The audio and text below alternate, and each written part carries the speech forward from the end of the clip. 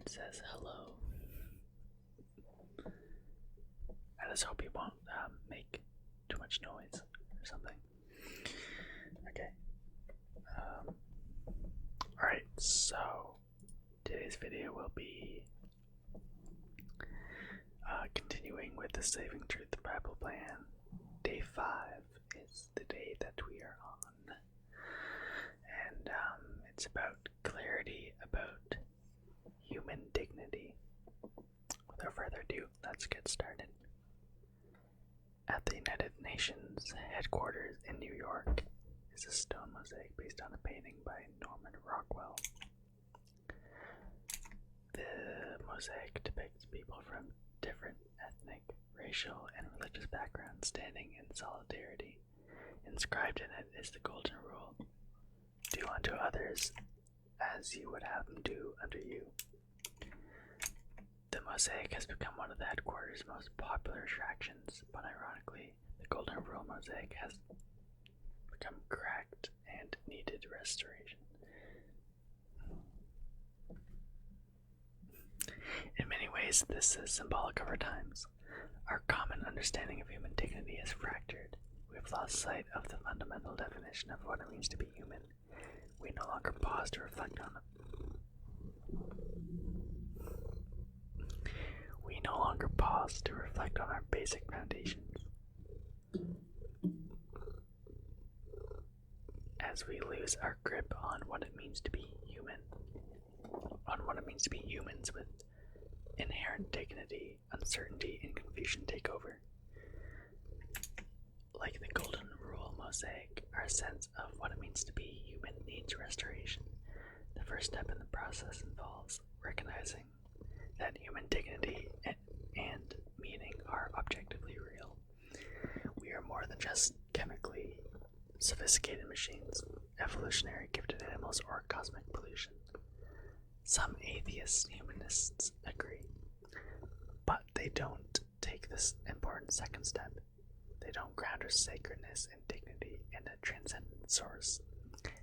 Human preference alone is insufficient to undergird the true meaning of humanity.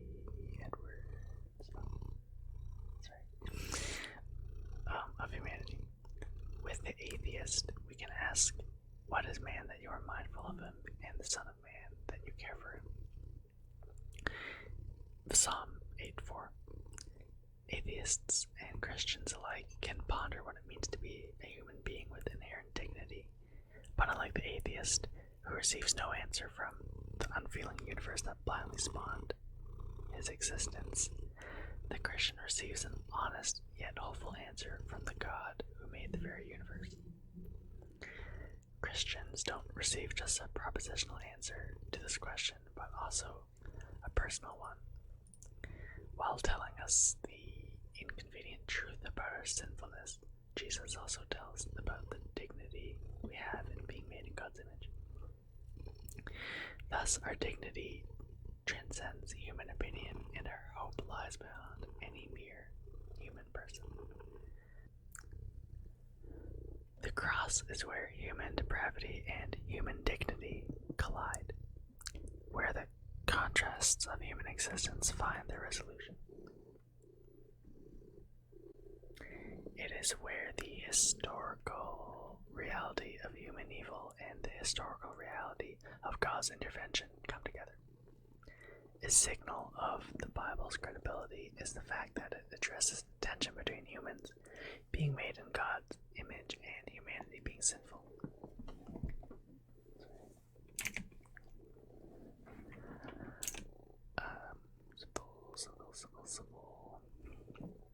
Jesus' incarnation not only holds the tension, but ultimately resolves it.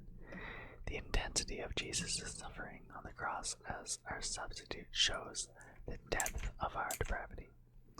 The fact that God, incarnate in Jesus, subjected himself to that suffering in our place demonstrates our sublime value. The cross blends realism and optimism together. Each of us was created, but each of us is also still being written. The dignity we possess gives meaning to our actions. It It gives meaning to our endeavors and aspirations. We are all God's workmanship. Poema. Poetry. Poem. Oh, no, sorry. It's a Poiema. It's a Greek word. Anyways, yeah, we're all God's workmanship. Ephesians 2:10. And our finishing stanza will be penned in the coming days' time, when all who have embraced Christ will be made new. That dignity is freely offered to us all. Questions. How would you summarize or explain what it means to be a human being? What does it mean to be made in the image of God? Why does common dignity require a clear sense of human identity? Is it legitimately possible to justify moral outrage at bigotry, racism, and the like if what it means to be human is a matter only of molecules and motion? Sorry, my cat's playing with a piece of tape on the wall. Can someone respect the dignity of another person without affirming everything about that other person? How is Christianity unique in addressing the problem of sin in the human heart? How does the cross and the value of the one who hung there on it demonstrate the inherent value that each of us has in God's sight?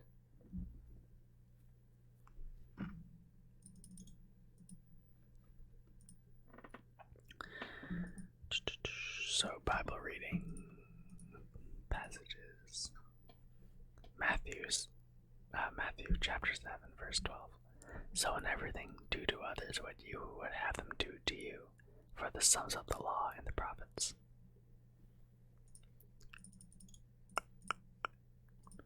Ecclesiastes chapter 3, verses 18 to 22. I also said to myself, as for humans, God tests them so that they may see that they are like the animals. Surely the fate of human beings is like that of the animals.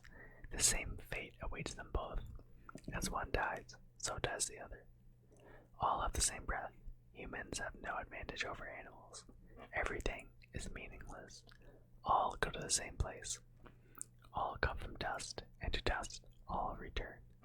Who knows if the human spirit rises upward, and if the spirit of the animal goes down into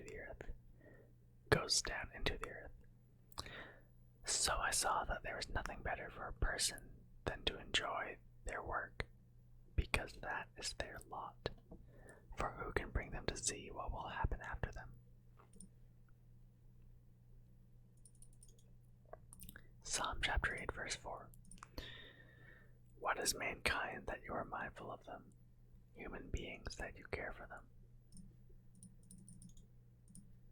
Jeremiah 17:9. The heart is deceitful above all things, and beyond cure. Who can understand it?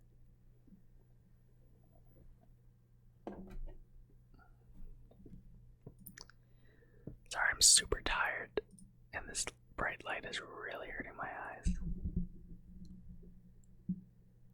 So, yeah.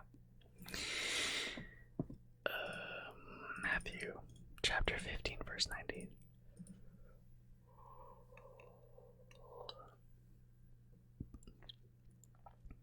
How many of you yawned after seeing me yawn? Anyways, Matthew 15:19. For out of the heart comes evil thoughts, murder, adultery, sexual immorality, theft, false testimony, slander. Genesis 1:26.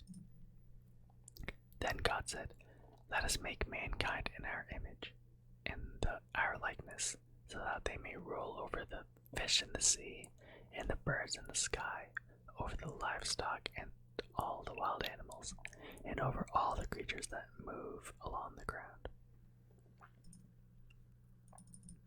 Matthew 19:4. Haven't you read, he replied, that at the beginning the Creator made them, male and female? 1 Corinthians chapter 15, verses 42 to 49. So will it be with the resurrection of the dead. The body that is sown is perishable, it is raised imperishable. It is sown in dishonor, it is raised in glory. It is sown in weakness, it is raised in power. It is sown a natural body, it is raised a spiritual body. If there is a natural body, there is also a spiritual body. So it is written, the first Adam became a living being, the last Adam a life-giving spirit.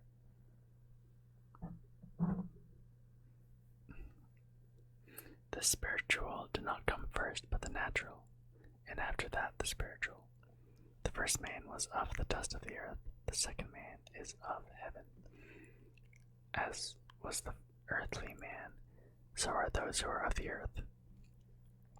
And just as the heavenly man, so are those who are of heaven. And just as we have borne the image of the earthly man, so shall we bear the image of the heavenly man. Sorry, there's just so much cat hair on my mic foam cover that it's getting in my mouth when I whisper up close.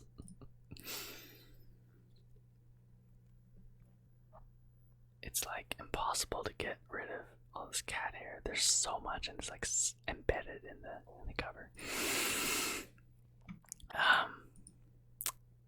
Anyways, I just got two passages to read left to read. So, Acts chapter 17, verse 28. For in him we live and move and have our being. As some of your own poets have said, we are his offspring. And finally, Ephesians chapter 2, verse 10. For we are God's handiwork, created in Christ Jesus to do good works, which God prepared in advance for us to do. And that concludes day 5 of Saving Truth. Hope you enjoyed this video.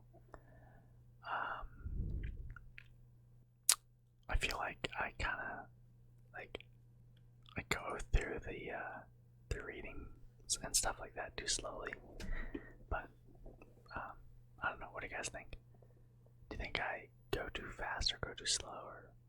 And when you think of the plan and everything, and the whole video in general, leave your thoughts in the comments below, and give a like or dislike, and subscribe to my channel if you want to. So that's that. See you later. Have a good night.